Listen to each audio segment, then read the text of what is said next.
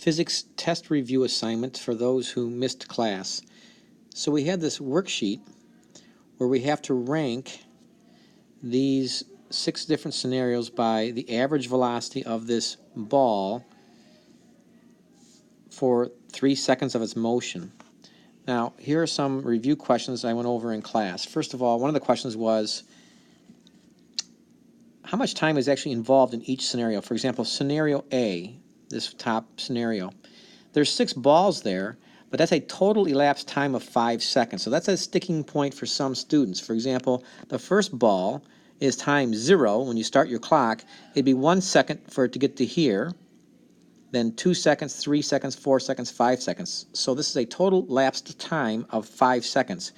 What will be important later on is the 3 seconds. So there's 0, 1, 2, 3 seconds is the important time frame there. That ball is the important time. We'll come back to that.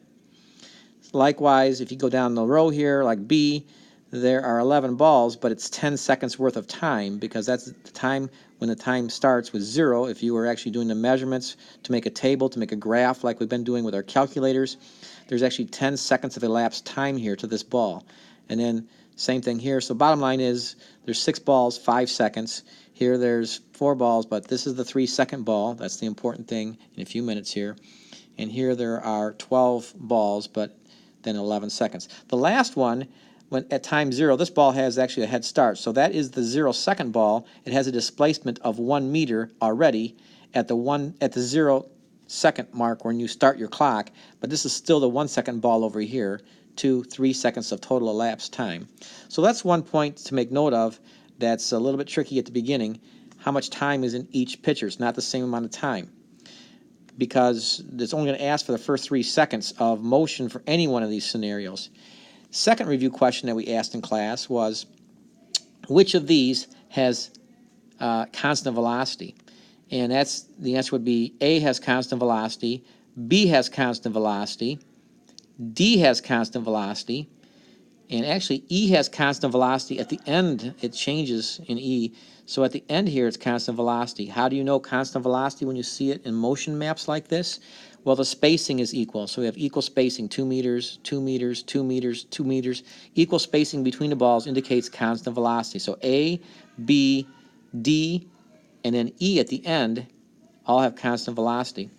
Which ones have a positive acceleration? Well, I think C is the only one with a positive acceleration. The spacing is increasing with time. The balls are getting further apart for each photograph with 1 second of elapsed time between the photographs. So C is speeding up, positive acceleration. E is slowing down, and at least until we get to over here, the 3-second ball, which is that ball right there. And then, well, at 4 seconds, then it's pretty much maintaining a constant velocity after 4 seconds. And F is slowing down the whole time, negative acceleration. So F has negative acceleration, E has negative acceleration for the first part of its motion, then constant velocity. So those are some review questions. But then to actually rank these according to their average velocity, basically you have to use this equation right here. So you would write this down to show your work to explain this. The average velocity is the displacement over the time. And we're assuming to the right is positive displacement, so these all have positive displacement. They're moving to the right. So if we were to then do the calculation for each of these, and I'll do at least a few of them. So for example, for ball A, I'm actually going to pause it and then write it all down. So I did the calculations.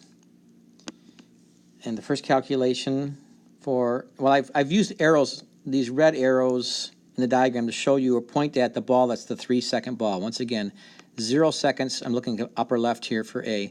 0-second ball, 1, 2, 3 seconds. At 3 seconds, the ball's at 6 meters. So the average velocity, which is also a constant velocity for ball A, is down here. It went 6 meters in 3 seconds, so its average velocity is 2.0 meters per second. Then I did the same thing for each of the other 5 balls. For ball B, it went 3 meters at the 3-second mark. Constant velocity once again. So 3 divided by 3, I'm doing the same calculation, so I'm not showing you that how I did it. I just show you that I did it. So if you show one sample calculation, that's great. That's how you show work. Then all the other calculations are very similar. Therefore, these are all average velocities over here on the far right here. Average velocities for B, it's 1.0. For C, it went 2 meters into 3 seconds, so its average velocity is 0.67. Ball D went 9 meters in the 3 seconds, so 9 divided by 3 is 3. Ball E went 7 meters in the 3 seconds. 7 divided by 3 is 2.33, but 2 sig figs for all of these, 2.3. The tough one is F, slightly tough. In F, the 3-second ball is over here at the 10-meter mark. So if I'm looking at the lower right-hand corner of this diagram over here, but it only went 9 meters. The displacement was 9 meters because it started with a 1-second head start at time 0. That's time 0. So a 9-meter displacement, so you have a 9 in the numerator divided by a 3, gives you 3 meters per second. Once again, I left off the average here just to save space. These are all average velocities. So now you just rank them. I'm going to pause this and fill in the blanks.